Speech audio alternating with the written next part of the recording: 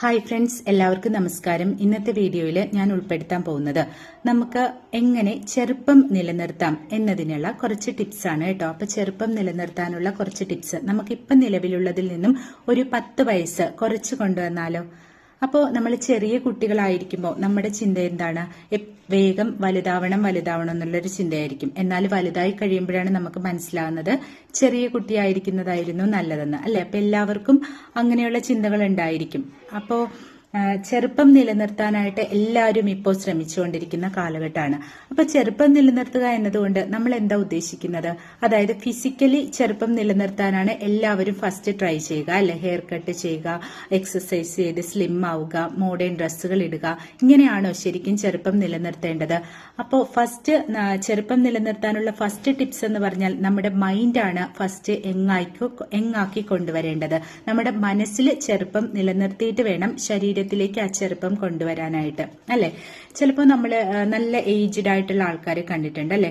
അവര് നല്ലൊരു പോസിറ്റീവ് വൈബായിരിക്കും, എപ്പോഴും ഭയങ്കര ഹാപ്പി ആയിട്ട് കാണപ്പെടാറുണ്ട്. അപ്പൊ ഫസ്റ്റ് നമ്മൾ ചെയ്യേണ്ടത്, നമ്മൾ ഇങ്ങനെയുള്ള ആൾക്കാരെ കണ്ടു കഴിഞ്ഞാൽ അവരോട് കൂടുതൽ മിങ്കിൾ ചെയ്യാൻ ശ്രമിക്കുക, അവരെ കൂടുതൽ ഒബ്സർവ് ചെയ്യുക, അവരെങ്ങനെയാണ് ഇങ്ങനെ പോസിറ്റീവായിട്ട് പെരുമാറുന്നത് എന്ന് ഇടയ്ക്കിടയ്ക്കൊന്ന് വീക്ഷിച്ചുകൊണ്ടിരിക്കുക എന്നുള്ളതാണ്. രണ്ടാമത്തെ ടിപ്സ് എന്ന് പറഞ്ഞാൽ ഞാൻ നേരത്തെ പറഞ്ഞു, നമ്മൾ കൊച്ചുകുട്ടിയായിരിക്കുമ്പോൾ എപ്പോഴും വേഗം വലുതാവണം, വലുതായി ജോലി നേടണം എന്നൊക്കെയുള്ള ചിന്താഗതികളായിരിക്കും, അല്ലെ? എന്നാൽ വലുതായി കഴിയുമ്പോഴാണ് നമുക്ക് മനസ്സിലാകുന്നത് കൊച്ചുകുട്ടിയായിരിക്കുന്ന സമയമായിരുന്നു നല്ല രസം, അല്ലെ? അപ്പോ ടെൻഷൻസ് കുറവാണ്, നമുക്ക് എപ്പോഴും കളിക്കാം, പഠനഭാരം കുറവാണ്, അതൊക്കെ. അപ്പോൾ നമ്മൾ ഫസ്റ്റ് ചെയ്യേണ്ടത് നമ്മുടെ മൈൻഡ് സെറ്റ് കൊച്ചു പ്രായത്തിലേക്ക് കൊണ്ടുപോകുക എന്നുള്ളതാണ്. അപ്പൊ എന്തൊക്കെയാണ് കൊച്ചുകുട്ടികളെ ഒബ്സർവ് ചെയ്താൽ നമുക്കറിയാം, അവർക്ക് കുറേയധികം എക്സൈറ്റ്മെന്റ് ഉണ്ടാവും, അതുപോലെ എന്തും അറിയാനുള്ള ഒരു താല്പര്യം ഉണ്ടാകും. ഇങ്ങനെയൊക്കെയാണ് കൊച്ചുകുട്ടികൾ, അല്ലെ? അപ്പൊ ഫസ്റ്റ് നമ്മളും ആ ചെറിയ കുട്ടികളുടെ മൈൻഡ് സെറ്റിലേക്ക് പോകുമ്പോൾ നമ്മളും എന്ത് ചെയ്യുക? പുതിയ പുതിയ കാര്യങ്ങൾ പഠിച്ചുകൊണ്ടേയിരിക്കുക. അപ്പൊ പഠിക്കാനുള്ള താല്പര്യം നമ്മുടെ മനസ്സിനെ കൂടുതൽ ചെറുപ്പമാക്കിക്കൊണ്ടിരിക്കും എന്നുള്ളതാണ്.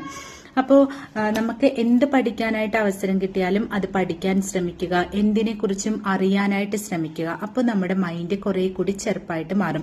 ഇപ്പോൾ കുട്ടികളിൽ പോലും ആ ഒരു എക്സൈറ്റ്മെന്റ് കാണുന്നില്ല, അല്ലെ? ഇപ്പൊ 5ാം ക്ലാസ്സിലായാലും ടീനേജ് ഉള്ള കുട്ടികളായാലും പൊതുവെ കൂടുതൽ മെച്ചുറായിട്ട് പെരുമാറുക എന്നുള്ളതാണ്. കുട്ടികളിൽ നിന്ന് പോലും ആ കുട്ടിത്തം നഷ്ടപ്പെട്ടിരിക്കുന്നു. കുട്ടികൾക്കൊന്നും അറിയാനായിട്ട് ക്യൂരിയോസിറ്റി ഇല്ല, കാരണം അറിവുകളെല്ലാം അവരുടെ വിരൽത്തുമ്പത്താണ്. ഒരു മാജിക് കണ്ടാൽ പോലും അവരുടെ മൈൻഡിൽ ഇപ്പോൾ എക്സൈറ്റ്മെന്റ് ഇല്ല. കുട്ടികളിൽ ഇപ്പോൾ പഴയ പോലെ ഒരു നിഷ്കളങ്കതയോ ക്യൂരിയോസിറ്റിയോ ഒന്നും നമുക്കിപ്പോൾ കാണാൻ കഴിയുന്നില്ല. കാരണം കുട്ടികളൊക്കെ ഓവർ മെച്ചുവേർഡ് ആയിട്ടാണ് പെരുമാറുന്ന. അവർക്ക് ടിവിയിൽ നിന്നും ഗൂഗിളിൽ നിന്നും അതുപോലെ മൊബൈൽ ഫോണിൽ നിന്നും ഒക്കെ അവർക്ക് വിവരങ്ങൾ കിട്ടുന്നുണ്ട്. അപ്പൊ അവർ ഓൾറെഡി നമ്മളെക്കാളും അറിവുള്ളവരാണ്. അപ്പൊ അവർക്ക് പ്രത്യേകിച്ച് ക്യൂരിയോസിറ്റിയോ കാര്യങ്ങളോ ഒന്നുമില്ല.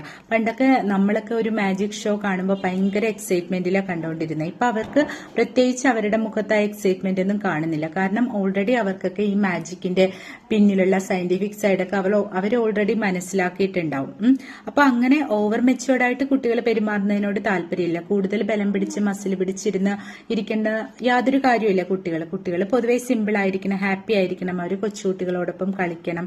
അങ്ങനെയൊക്കെയാണ് എൻ്റെ ഒരു പക്ഷം. അതുപോലെ ടീനേജേഴ്സ് ആയാലും ഒക്കെ ചില രക്ഷിതാക്കൾ പറയുന്ന കേട്ടിട്ടുണ്ട്, എന്റെ മോൻ ഭയങ്കര മെച്ചുറാണ്, മുതിർന്നവരെ പോലെയാ പെരുമാറുന്നത്. എന്തിനാണ് അങ്ങനെ? കുട്ടികളെ പോലെയാണ് പെരുമാറേണ്ടത്, അല്ലാതെ ഓവർ മെച്ചുവേർഡ് ആയിട്ട് പെരുമാറുന്നത് കൊണ്ട് യാതൊരു പ്രയോജനവും ഉണ്ടെന്ന് തോന്നുന്നില്ല. പിന്നെ മറ്റൊരു കാര്യം എന്ന് പറഞ്ഞാൽ, ചുറ്റുമുള്ളവർ നെഗറ്റീവ് ആണെങ്കിൽ നമ്മളും ഓൾറെഡി നെഗറ്റീവായിട്ട് മാറും. അതുകൊണ്ട് കഴിവതും ഈ നെഗറ്റീവായിട്ടുള്ള ആൾക്കാരുമായിട്ടുള്ള സംസർഗം ഒഴിവാക്കുക എന്നുള്ളതാണ്. ഇപ്പൊ നെഗറ്റീവായിട്ടുള്ള ആൾക്കാരോട് സംസാരിച്ചാൽ തന്നെ നമ്മൾ സ്ട്രെസ്ഫുൾ ആയിത്തീരും. ചില ആൾക്കാർ സാഡിസ്റ്റ് ആണ്, അതായത് മറ്റുള്ളവരുടെ സങ്കടം കണ്ടിട്ട് സന്തോഷം കണ്ടെത്തുന്ന ആൾക്കാരുണ്ട്. അപ്പൊ ഇങ്ങനെയുള്ളവരുമായിട്ട് മിങ്കിൾ ചെയ്യുന്നത് പരമാവധി കുറയ്ക്കുക. അതൊക്കെ നമ്മുടെ ചെറുപ്പം നിലനിർത്താനായിട്ട് ഹെൽപ്പ് ചെയ്യും. അതുപോലെ തന്നെ ചില സോഷ്യൽ ഗ്രൂപ്പുകളൊക്കെ ഉണ്ട്, മറ്റുള്ളവരുടെ കുറ്റം കണ്ടുപിടിക്കാൻ മാത്രമുള്ള സോഷ്യൽ ഗ്രൂപ്പുകൾ. അപ്പോൾ മറ്റുള്ളവരെ നമ്മൾ കുറ്റം പറയുന്നത് കൊണ്ട് നമ്മുടെ സ്ട്രെസ് കൂടുന്നതല്ലാതെ യാതൊരു പ്രയോജനവും ഇല്ല. പിന്നെ അത് വേറെ ചില പ്രോബ്ലംസ് ഉണ്ടാക്കും, നമുക്ക് സ്ട്രെസ് കൂടും. അതുകൊണ്ട് ഗോസിപ്പ്, കുറ്റം പറച്ചില്, പരദൂഷണം പറച്ചില്, ഇതൊക്കെ നമ്മുടെ ലൈഫിൽ നിന്നും ഒഴിവാക്കുക. അപ്പുറത്തെ വീടുകളിലാണേലും അതുപോലെ ഫോണിലുള്ള ഗ്രൂപ്പുകളിലൂടെ ആണേലും കഴിവതും ആരെയും കുറ്റം പറയാനുള്ള സാഹചര്യം ഒഴിവാക്കുക. പിന്നെ ചിലരുടെ ഒരു പ്രത്യേകതയാണ് നമ്മളെക്കുറിച്ച് തന്നെ നെഗറ്റീവായിട്ട് ചിന്തിക്കുക. അത് ലൈഫിൽ നിന്നും ഏറ്റവും മാറ്റിയെടുക്കേണ്ട ഒരു കാര്യമാണ്. അതായത് നമ്മളെ കാണാൻ ഭംഗിയില്ല, തടി കൂടുതലാണ്, അല്ലെങ്കിൽ നിറമില്ല, ബുദ്ധിയില്ല, പഠിക്കാൻ പുറകോട്ടാണ്, ഇതൊക്കെ നമ്മൾ സ്വന്തമായിട്ട് നമ്മളെക്കുറിച്ച് തന്നെ ചിന്തിക്കുകയാണ്. എല്ലാ നെഗറ്റീവും നമ്മളെക്കുറിച്ച് നെഗറ്റീവ് നമ്മൾ തന്നെ പറഞ്ഞാൽ പിന്നെ ആരാ നമ്മളെക്കുറിച്ച് പോസിറ്റീവ് പറയാനുള്ളത്? അതുകൊണ്ട് എപ്പോഴും നമ്മുടെ പോസിറ്റീവ് സൈഡുകളെ കുറിച്ച് മാത്രം ചിന്തിക്കുക എന്നുള്ളതാണ്. പിന്നെ നമുക്ക് സ്ട്രെസ് ഉണ്ടെങ്കിൽ നോർമലി ദേഷ്യം വരും. അപ്പൊ ദേഷ്യം കൂടുന്തോറും നമ്മുടെ സ്ട്രെസ്സും കൂടിക്കൊണ്ടിരിക്കും. അപ്പോൾ കഴിവതും നമ്മൾ ഇമോഷൻസ് കൺട്രോൾ ചെയ്യാൻ പഠിക്കുക എന്നുള്ളതാണ്. ദേഷ്യം വന്നാൽ അമിതമായിട്ട് ദേഷ്യപ്പെടാതിരിക്കുക. നമ്മളെപ്പോഴും ഇമോഷൻസ് കൺട്രോൾ ചെയ്യാൻ പഠിക്കണം. ഇത് ഒരു പരിധിവരെ സ്ട്രെസ് കുറയ്ക്കാനായിട്ട് സഹായിക്കും. പിന്നെ മറ്റൊരു കാര്യം എന്ന് പറഞ്ഞാൽ സെൽഫ് കെയർ ആണ്. സെൽഫ് കെയർ കൊണ്ട് ഉദ്ദേശിക്കുന്നത് നമ്മളുടെ ബോഡി വൃത്തിയായിട്ട് സൂക്ഷിക്കുക, നമ്മൾ കൃത്യമായിട്ട് എക്സസൈസ് ചെയ്യുക, സ്കിൻ കെയർ ചെയ്യുക, ഹെയർ കെയർ ചെയ്യുക. ഇതൊക്കെയാണ് നമ്മൾ നമ്മുടെ സെൽഫ് കെയർ കൊണ്ട് ഉദ്ദേശിക്കുന്നത്. അപ്പോൾ ചിലർ പറയുന്ന കേട്ടിട്ടുണ്ട്, നമ്മൾ ഇത്രയും പ്രായമായില്ലേ, ഇനി എന്തിനാണ് മേക്കപ്പ് ചെയ്യുന്നത്, ഇനി എന്തിനാണ് ഒരുങ്ങുന്നത്, അങ്ങനെയൊക്കെ പറയുന്ന കേട്ടിട്ടുണ്ട്. അതൊക്കെ നെഗറ്റീവാണ്. എപ്പോഴും നമ്മളുടെ പ്രായപരിധിയിൽ നിന്നുകൊണ്ട് നമുക്ക് നല്ല രീതിയിൽ ഡ്രസ്സ് ചെയ്തും മേക്കപ്പ് ചെയ്തും ഒക്കെ ചെയ്യാനായിട്ട് ശ്രമിക്കുക. അതുപോലെ തന്നെ നമ്മൾ ഫുഡിന്റെ കാര്യത്തിലായാലും എപ്പോഴും നമ്മൾ ഹെൽത്തി ഫുഡ് കഴിക്കുക എന്നുള്ളതും ചെറുപ്പം നിലനിർത്താനുള്ള ഒരു ടിപ്സാണ്. പിന്നെ മറ്റൊരു കാര്യം എന്ന് പറയുന്നത്, നമുക്ക് കുട്ടികളോടൊപ്പം ടൈം സ്പെൻഡ് ചെയ്യാൻ കിട്ടുന്ന ഒരു അവസരവും പാഴാക്കരുത്. അപ്പൊ അവരോടൊപ്പം കളിക്കുക. ചിലര് നമ്മൾ കളിയാക്കുന്ന കേട്ടിട്ടുണ്ട് അല്ലെ, ഇപ്പോഴും കുട്ടിക്കളി മാറിയിട്ടില്ല, കുട്ടികളോടൊപ്പം കളിച്ച് നടക്കുകയാണ്. ശരിക്കും അവർ നല്ല പോസിറ്റീവായിട്ടുള്ള വ്യക്തികളാണ്. അവർക്ക് അങ്ങനെ കുഞ്ഞുങ്ങളോടൊപ്പം മിങ്കിൾ ചെയ്യാൻ കഴിയുന്നുണ്ട് എങ്കിൽ അവരുടെ മനസ്സിൽ ചെറുപ്പം ഉണ്ട് എന്നാണ് നമ്മൾ മനസ്സിലാക്കേണ്ടത്. അവരുടെ മൈൻഡ് കുട്ടികളെ പോലെയാണ്.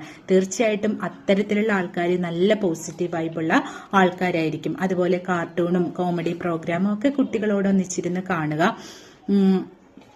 കഴിവതും വയലൻസ് മൂവികൾ കാണാതിരിക്കുക. ഇടിയും വെട്ടും കുത്തുമൊക്കെയുള്ള സിനിമകൾ ഒഴിവാക്കിയിട്ട് നല്ല തമാശ സിനിമകൾ കാണാനായിട്ട് ശ്രമിക്കുക. മൈൻഡിന് റിലാക്സേഷൻ തരുന്ന സിനിമകൾ വേണം എപ്പോഴും തിരഞ്ഞെടുത്ത് കാണാനായിട്ട്. അതുപോലെ തന്നെ മറ്റൊരു കാര്യം എന്ന് പറഞ്ഞാൽ, പഴയ നമ്മളെ വിട്ടുപോയ ഹോബീസ് ഒക്കെ തിരിച്ചു കൊണ്ടുവരിക. ഓരോരുത്തർക്കും കുട്ടിക്കാലത്ത് ഓരോ ഹോബീസ് ഉണ്ടാവില്ലേ. ഒന്നെങ്കിൽ ചിലർക്ക് ഡാൻസ് കളിക്കാനായിരിക്കും, ചിലർക്ക് പാട്ട് പാടാനായിരിക്കും, ചിലർക്ക് ചിത്രം വരയ്ക്കാനായിരിക്കും. അങ്ങനെ ഒരുപാട് ഹോബീസ് ഉണ്ട്. ഇതൊക്കെ പതുക്കെ മടക്കി കൊണ്ടുവരാനായിട്ട് ശ്രമിക്കുക. അതുപോലെ നമുക്കുള്ളൊരു പ്രശ്നമാണ്, നമ്മളെപ്പോഴും നമ്മുടെ നെഗറ്റീവ്സ് മാത്രം, നമ്മുടെ പരാതികൾ മാത്രം പറഞ്ഞുകൊണ്ടിരിക്കും. നമ്മുടെ പോസിറ്റീവ്സ് നമ്മൾ ആരോടും പറയാറില്ല അല്ലെ. ദൈവത്തോടായാലും പ്രാർത്ഥിക്കുമ്പോൾ, ദൈവമേ എനിക്കത് കിട്ടിയില്ലല്ലോ, ദൈവമേ അത് വേണം ഇത് വേണം, അങ്ങനെ ഡിമാൻഡ്സ് മാത്രമാണ് നമ്മൾ ലൈഫിൽ ദൈവത്തോട് വെക്കാറുള്ളത്. എന്നാൽ ഓരോ ദിവസം കഴിയുമ്പോഴും നമുക്ക് ഒരുപാട് അനുഗ്രഹങ്ങൾ ലഭിക്കുന്നുണ്ട്. അപ്പോൾ എന്നും ഉറങ്ങാൻ നേരത്ത് നമുക്ക് അന്നത്തെ ദിവസം ലഭിച്ച പോസിറ്റീവ് കാര്യങ്ങൾ അല്ലാതെ നമുക്ക് ലഭിച്ച അനുഗ്രഹങ്ങൾക്ക് ദൈവത്തോട് നന്ദി പറയാനായിട്ട് ശീലിക്കുക. നന്ദി പറഞ്ഞിട്ട് ഉറങ്ങുക. അതും ഒരു പോസിറ്റീവ് വൈബ് ലഭിക്കാനായിട്ട് സഹായിക്കും. അതുപോലെ മൈൻഡ് നമ്മളെപ്പോഴും എങ്ങാക്കി വെക്കണം. നമ്മുടെ മൈൻഡ് എപ്പോഴും ഹാപ്പി ആയിട്ടിരിക്കണം. അതിന് നമ്മുടെ ഇപ്പൊ എല്ലാവരും ചെയ്യുന്ന പോലെ തന്നെ നമ്മുടെ ഫിസിക്കൽ അപ്പിയറൻസിലും മാറ്റം വരുത്തേണ്ടതുണ്ട്. നമ്മുടെ ഹെയർ സ്റ്റൈലൊക്കെ ഇടയ്ക്കൊന്ന് മാറ്റുക. നമ്മുടെ രൂപത്തിലും ഭാവത്തിലും അതുപോലെ ഡ്രസ്സിങ് സ്റ്റൈലിലും ഒക്കെ ഇടയ്ക്കിടയ്ക്ക് ചേഞ്ച് വരുത്തുക. അല്ലെങ്കിൽ ഒരേപോലത്തെ ഡ്രസ്സിങ്ങും ഒരേ ഹെയർ കട്ടും ഒക്കെ ആയിക്കഴിഞ്ഞാൽ അതും നമുക്കൊരു ബോറിംഗ് ആയിട്ട് തോന്നും. മൈൻഡ് മടുപ്പുളവാക്കാനായിട്ട് കാരണമാവും. അപ്പൊ ഇടയ്ക്കിടയ്ക്കൊക്കെ നമ്മുടെ ഫിസിക്കൽ അപ്പിയറൻസും ഒക്കെ ഒന്ന് മാറ്റിക്കൊടുക്കുക. മൈൻഡ് എങ്ങാക്കി വെക്കാനുള്ള ലാസ്റ്റ് ടിപ്സ് എന്ന് പറഞ്ഞാൽ, നമ്മളെപ്പോഴും സന്തോഷത്തോടെ ഇരിക്കുക. നമ്മൾ ആരെ കണ്ടാലും ചിരിക്കാൻ ശ്രമിക്കുക, ചിരിച്ച് സംസാരിക്കാനായിട്ട് ശ്രമിക്കുക. ചില ആൾക്കാർക്ക് ചിരിക്കാൻ മടിയാണ്. മറ്റുള്ളവരെ കണ്ടാൽ നമുക്ക് പരിചയത്തിലുള്ള ആരെ കണ്ടാലും ചിരിച്ച് സന്തോഷത്തോടെ വിശേഷങ്ങൾ ചോദിക്കുക. ഇതൊക്കെ നമ്മുടെ മനസ്സിലേക്ക് ഒരു പോസിറ്റീവ് എനർജി കൊണ്ടുതരും. അതുപോലെ തന്നെ പരിചയക്കാരോടായാലും ഒക്കെ സന്തോഷത്തോടെ പെരുമാറുക.